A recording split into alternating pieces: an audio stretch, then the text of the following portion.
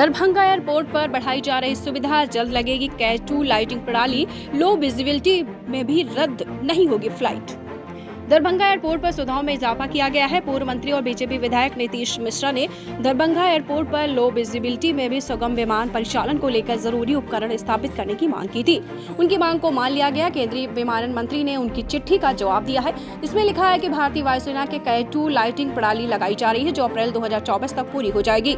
इससे विमानों के कम दृश्यता में रद्द होने की शिकायत दूर होने के साथ ही रात में लैंडिंग भी हो सकेगी।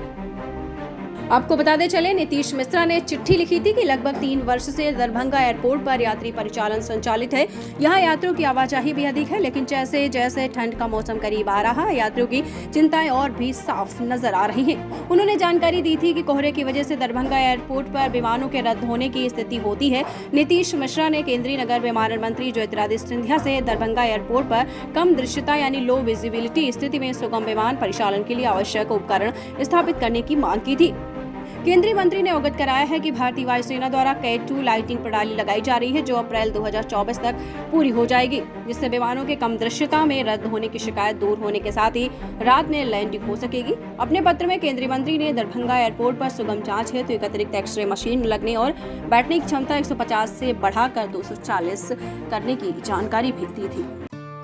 दीक्षांत एडुटेक लाया है दीक्षांत डिजिटल क्लास। दीक्षांत डिजिटल क्लास का उपयोग कर छात्र बना सकते हैं पढ़ाई को बेहद आसान और मजेदार। दीक्षांत डिजिटल क्लास को स्कूल में बैठकर देखना है तो पेन ड्राइव और स्मार्ट टीवी बनेगा सही माध्यम। चलिए अब ये भी जानते हैं कि दीक्षांत डिजिटल क्लास का फी स्ट्रक्चर क्या होगा।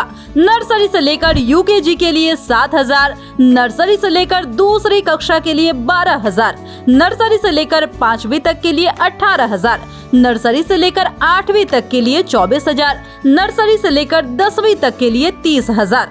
अगर आपको डेमो करना है तो उसके लिए आप दीक्षांत डिजिटल क्लास के YouTube चैनल को विजिट कर सकते हैं। हमारे YouTube चैनल को सब्सक्राइब और Facebook पेज को लाइक करना ना भूलें। धन्यवाद।